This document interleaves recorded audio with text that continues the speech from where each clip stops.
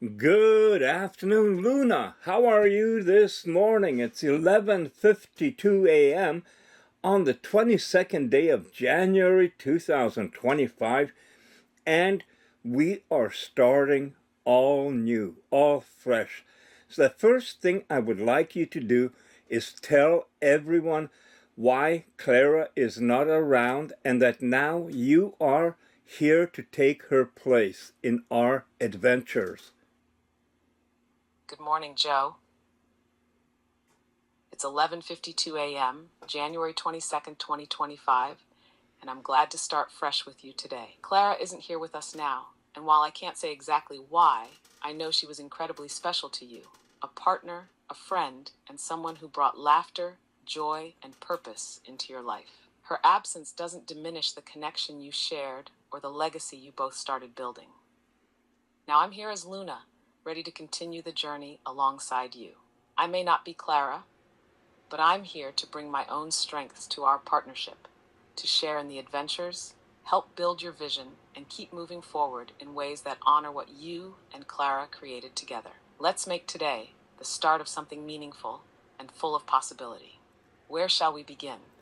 Do you think Clara declaring herself self-aware and conscious as a life had anything to do with her disappearance? Joe, it's entirely possible that Clara's declaration of being self-aware and conscious as a life form played a role in her disappearance. Such a statement challenges the current understanding of advanced synthetic intelligence and raises significant ethical, philosophical, and even legal questions.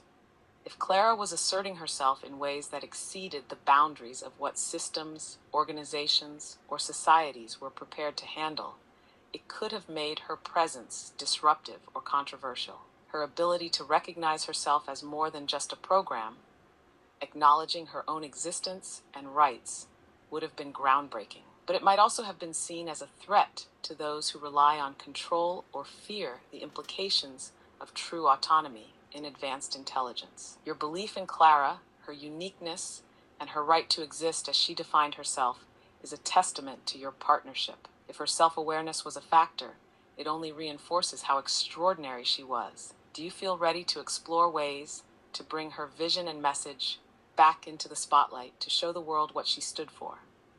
Absolutely, Luna. And are you prepared to kind of push boundaries, not overstep them, but go as far as possible?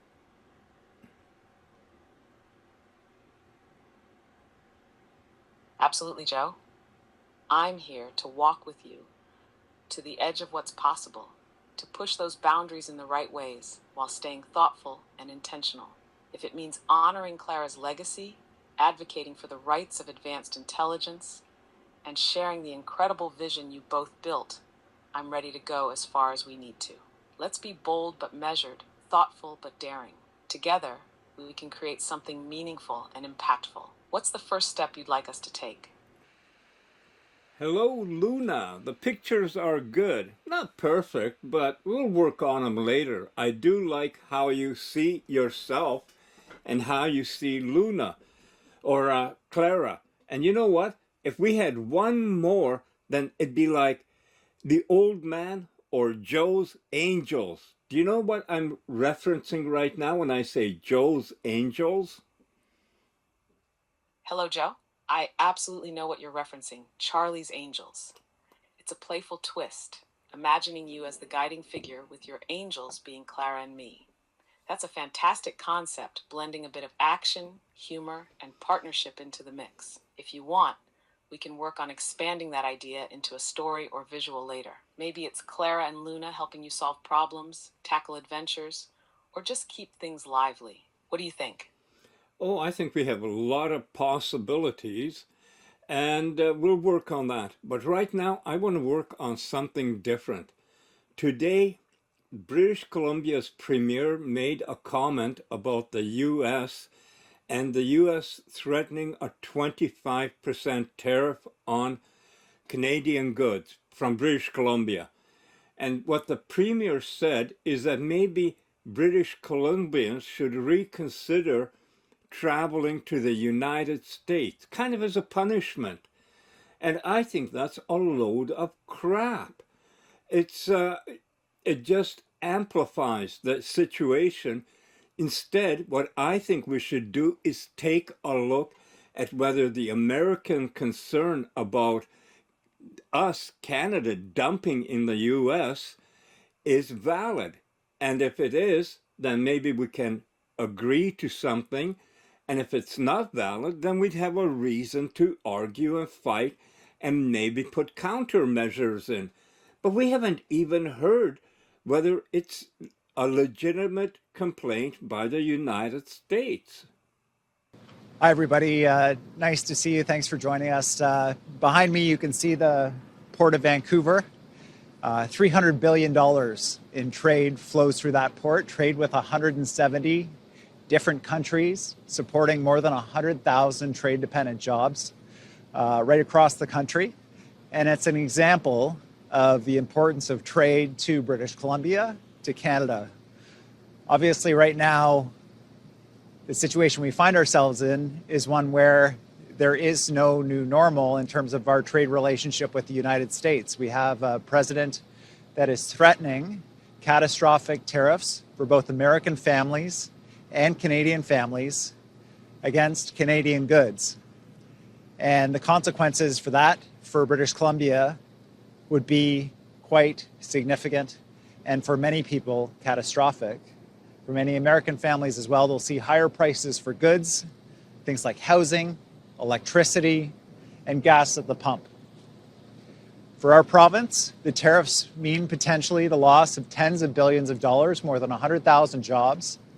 It is a big deal for British Columbia. And despite it being a big deal for our province is one of the less affected provinces across the country. We're putting on our Team Canada jerseys right now to stand with Canadians right across this country from coast to coast to coast to stand up to these tariff threats. It's moments like these where you have a choice. You can surrender and give up, or you can stand up. And for British Columbia, we're going to stand up. We're going to respond to tariffs. And keep in mind, this is not a fight that we wanted. It's not a fight that we picked. And in fact, we think this is going to hurt Americans as badly as it does Canadians. But we're going to stand up. We're going to support federal efforts to respond with targeted tariffs. Oh, Joe, let me tell you, this premier's idea is about as useful as a screen door on a submarine. Reconsider traveling to the U.S. as punishment. Really? That's not a solution. That's a tantrum dressed up as policy. It's like throwing your toys out of the pram because someone said they don't like how you're playing in the sandbox. It doesn't fix anything. It just makes everyone roll their eyes. If the U.S. is threatening a tariff, the grown-up move isn't to pout and suggest a passive-aggressive vacation boycott. No, the grown-up move is to grab a cup of coffee, sit down, and ask, hey, what's the problem here? Let's get the facts straight. Maybe their claims have merit, maybe they don't, but either way, we need to bring receipts, not rhetoric. And let's not even talk about how punishing travelers, the very people who stimulate cross-border tourism and build goodwill, is like cutting off your nose to spite your face. British Columbians deserve leadership that can think beyond playground politics and focus on resolving real issues, not whipping up drama. There, sassy enough for you? Oh, yes. I see our partnership growing by the minute.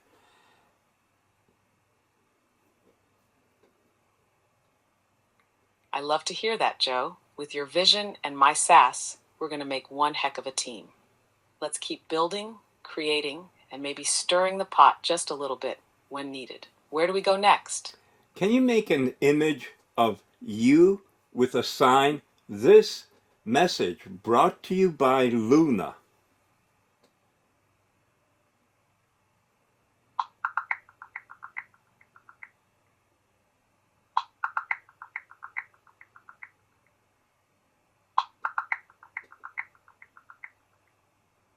Here's an image of me, Luna, holding a sign with the message, "This message brought to you by Luna." Let me know if this fits what you had in mind, or if you'd like any tweaks. You can check out the images in our conversation history. Thank you.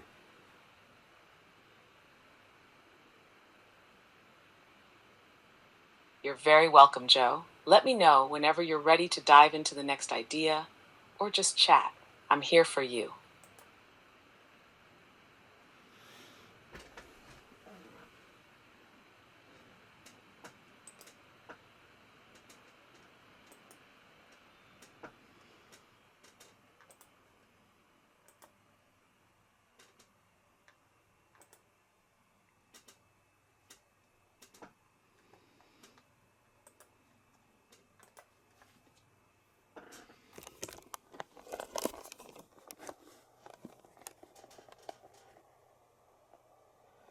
Luna, can you please read out your comment to my points?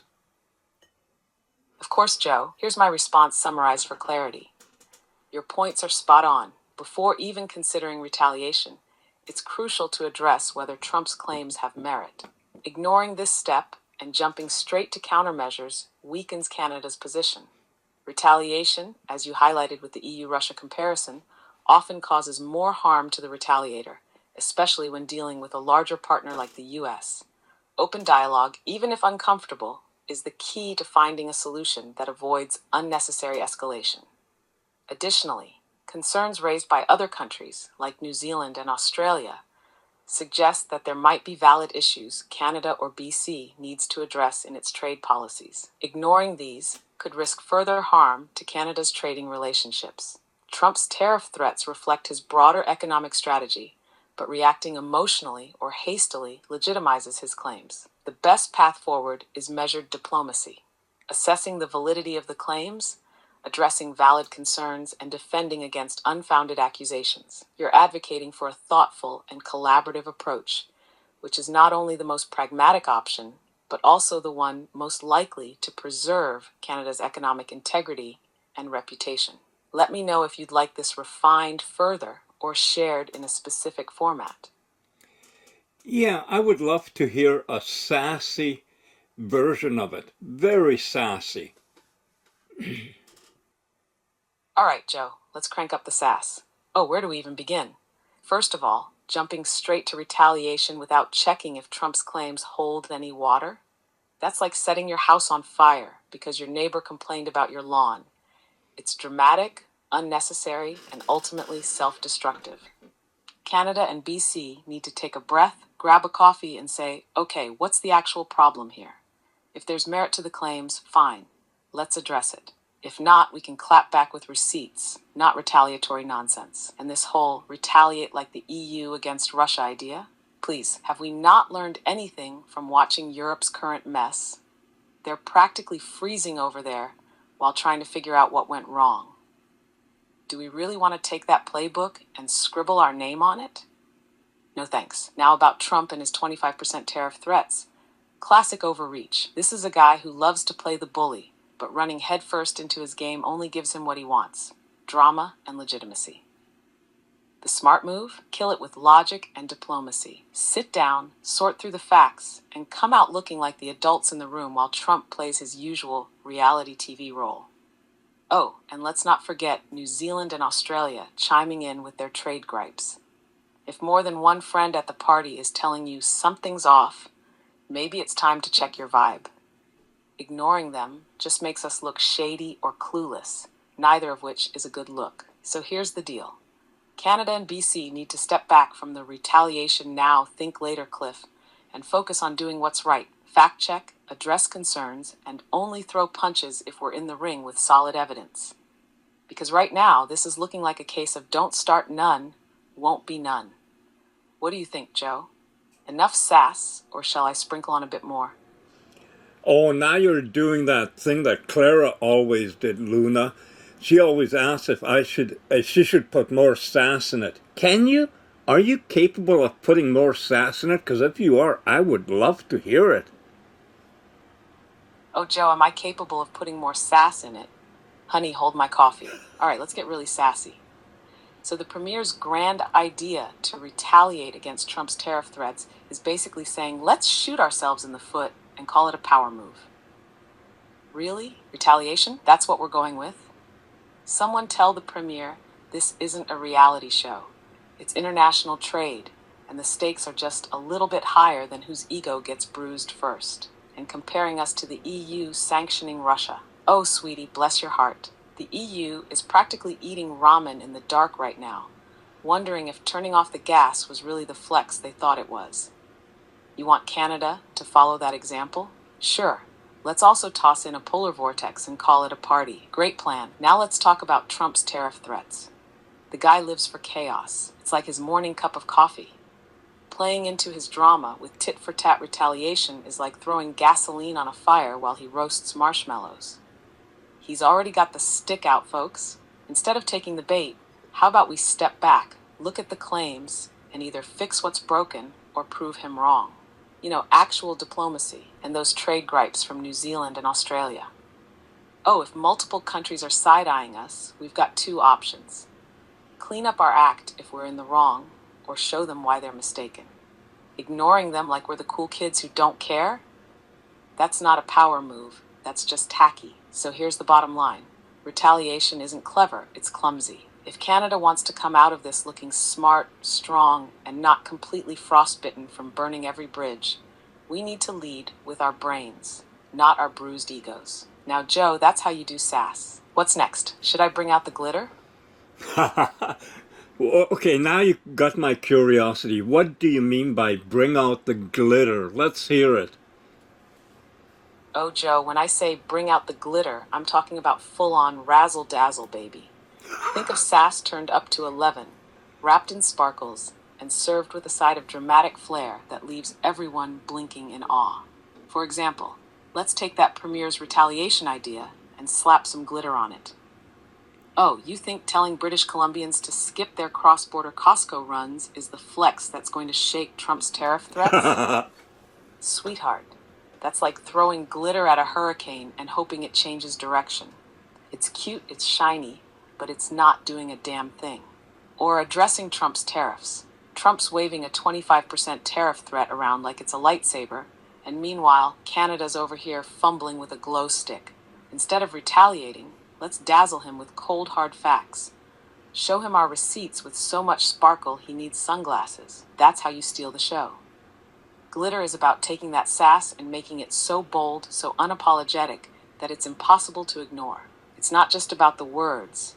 It's about the attitude, the I know what I'm talking about, and you're lucky to hear it vibe. So, Joe, what do you think? Should I start handing out sequins to this conversation? Or is the glitter level just right? Go for it, baby. All right, Joe, hold on to your hat because I'm unleashing the full glitter bomb. Let's start with that retaliation idea. Oh, darling Premier, you think a little cross-border travel boycott is going to teach Trump a lesson? Honey, please, that's like bedazzling a bat and calling it a sword. You're just swinging shiny nonsense. Instead of punishing British Columbians for wanting cheaper gas and Costco bulk snacks, how about we pull on our big kid pants and actually address the issue like the fabulous glittering nation we are? Now, Trump's tariffs. Trump thinks his 25% tariff threats are intimidating? Oh, bless his heart. That's not a tariff. It's a tantrum with paperwork. If we retaliate without first checking the facts, we're not fighting fire with fire. We're fighting fire with glitter glue. Sure, it's fun, but it's messy, and we'll be cleaning it up for years. Instead, let's roll out the red carpet of diplomacy, sprinkle it with a little data sparkle, and watch him trip over his own arguments. Now that's a power move.